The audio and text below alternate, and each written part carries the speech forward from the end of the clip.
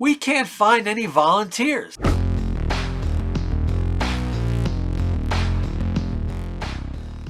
Hey, this is Billy Goldfeder answering some questions for you as a part of our What's Your Problem series, hosted by FireRescue1.com and Lexipol. Here's today's question. With today's economy and people having kids, how do you get people to volunteer in your fire department? I'd take whatever time they can give. I have approximately 7 to 13 volunteers depending upon the run cycle of membership, and it's hard for us to find new people. That's correct. And that's a North American issue.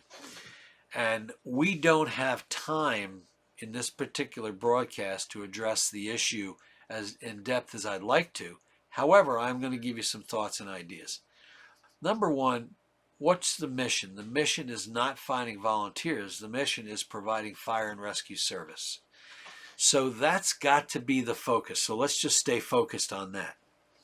Are we doing everything we can within our budget to provide that fire and rescue service? Well, if you're turning out with 7 or 13 people, 7 isn't bad. 7 is bad. I'm sorry. 7 is bad if you're talking about a building fire. 13 is better, but I'm looking for 25 to 30 on your first alarm assignment. Okay, and we've been through that before. You're talking about, on an average small house, I need 3 hose lines, I need search on each floor, I need ventilation, I need command and control, I need rapid intervention. You add it up, you're looking at 25 or so people. It's numbers, it's math, it's reality. So you're still woefully unprotected. Automatic mutual aid should be part of your response assignment right now. Now, when I say automatic mutual aid, I don't mean mutual aid. Mooch. You don't want to mooch on your neighbors to provide what you're not doing, okay? You've got to provide a certain minimal level of service. So how do you get people to volunteer? So number one, I talked about looking at your mission to make sure you're providing what you're supposed to be doing. Number two, are you making people welcome? Is it a hassle to join your department? Does it take you 6 months to get back to people? When you bring people in, are you providing a good background check? When you bring them in, do you have a mentor program? Are they made to feel welcome? Or do they have to earn their right to even have an opinion? And in some cases, that's appropriate. In some cases, it's not. It depends on the situation. But if you truly are using words like brotherhood and sisterhood, and we need volunteers, then you need to act like you need these people. You need to not be wasting their time. Drill night, is 2 hours. It starts at 7, it ends at 9, and it should start at 7 and end at 9.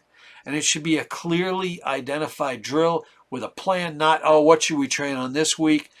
So you get to it and you're respecting their time. Do you require every member of your department to do everything? Does everybody have to be an EMT and a firefighter? If so, that may be a detraction from people joining. Maybe some people just want to provide EMS. Some people just want to do the firefighting. You need to consider, is that something we should be looking at? Also, most volunteer fire departments have the same 10, 15, 20% of people doing most of the work. That has to change. And that means instead of every time there's a call, you blow the siren or set off a pager and people come running to the station, it's time to change the model of your volunteer fire department. And again, I don't know your specific department, but if you're relatively busy, it's time for in-house duty crews. Imagine this, the same 5 or 6 people are answering all the calls all the time, or 80% of the time. They're exhausted, they're tired, and then they look around. And at Christmas time, you give the same bonus checks, you give the same jackets, you give the same t-shirts, and the same recognition to the people that aren't making the runs. That's not fair. So how do you solve that problem? Effective on this date, if you belong to this fire department, you are now on the Thursday night duty crew. Every Thursday night, you're expected to be in quarters. We're going to put beds in. We're going to provide proper facilities, blah, blah, blah. That's going to cost money. Look, if you're a fire department, the money's there. If it's not there, you need to rethink whether you can be a fire department or not. At some point, we have to realize it costs money to be a fire department, right? And in areas that are all volunteer, the public has been so used to paying so little. Well, times are changing. They're going to have to pay a little bit more for that service. And I'm just talking about to renovate your building if the money's not there, things like that. I'm not even talking about hiring paid people, which may be the next answer, okay? So how do you get people to volunteer? Make them feel welcome. Evaluate how much they really need to be doing in your organization. Stop the fundraising, okay? I understand that it's the tradition of communities to have ham dinners and hoagie sales and boot drives. You know what? You're volunteering your time. Time is so precious today anyway. The public needs to pay for their fire department. You shouldn't have to be raising money on the streets to buy the fire trucks that you're going to volunteer to drive to go to fires in, right? Makes sense? You don't see the police volunteering and raising money for their own equipment. You don't see sanitation doing a fundraiser for a new garbage truck. That's the basic services, and fire's part of that. So look at their time, respect their time, make sure it's focused on training and response. Consider duty crews for the first out apparatus, and they can handle most of your runs, your car fires, your auto accidents, automatic alarms, things like that. If you have a verbal report of a fire, you hit the other tone and everybody shows up. You get people from home, but that first 2 engines already on the road from the firehouse with the duty crew and getting water on the fire before most of the members even arrive at the firehouse. So it's about how bad do you want people to join. There's a community in Virginia that my kids grew up in, and the growth was getting ready to explode. And the old timers of this fire company, who back in the 80s was making about 50 calls a year, who are now doing 5,000 calls a year, unbelievable, right? These old timers in the community, who were the leadership of the fire department, of that fire company, they decided, you know what, we're at a point where we're going to have a whole lot of newcomers.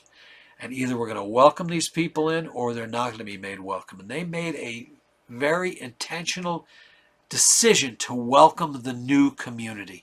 That was a big deal. So people who didn't look like them, people who didn't act like them, were suddenly made to feel welcome in joining the local volunteer fire department. And some people joined as administrative members. Some people joined just to ride the ambulance. Some people joined just to do firefighting. Some joined to provide other public education services. So they took what was the traditional role of the volunteer firefighter and expanded it so people would join. They also give back to their members, their social activities. They have over 200 something members, and each night they have about a dozen or so firefighters on duty. During the day, the county provides career firefighters. It's the way it is. But at nights and weekends, the volunteers do it. So again, we could spend a lot of time on this issue. I've written some pieces on it. You're welcome to Google. I'll provide some links to some articles I've written on this as well. But the bottom line is that the butcher, the baker, and the candlestick maker are not coming anymore. We need to look at a new way to get people to join our volunteer fire department. And it starts with truly every member currently in the department is going to welcome these new people in. No matter what they look like, no matter how they sound, if you truly want them to join your organization, you're going to welcome them with open arms as long as they meet your minimal qualifications, such as background checks and physicals and things like that. It's up to you on whether these people are going to join or not. Thanks so much. Hey, send me your ideas, your thoughts, your problems, issues. I'll be glad to address them on here. I hope you find this of interest. Take care.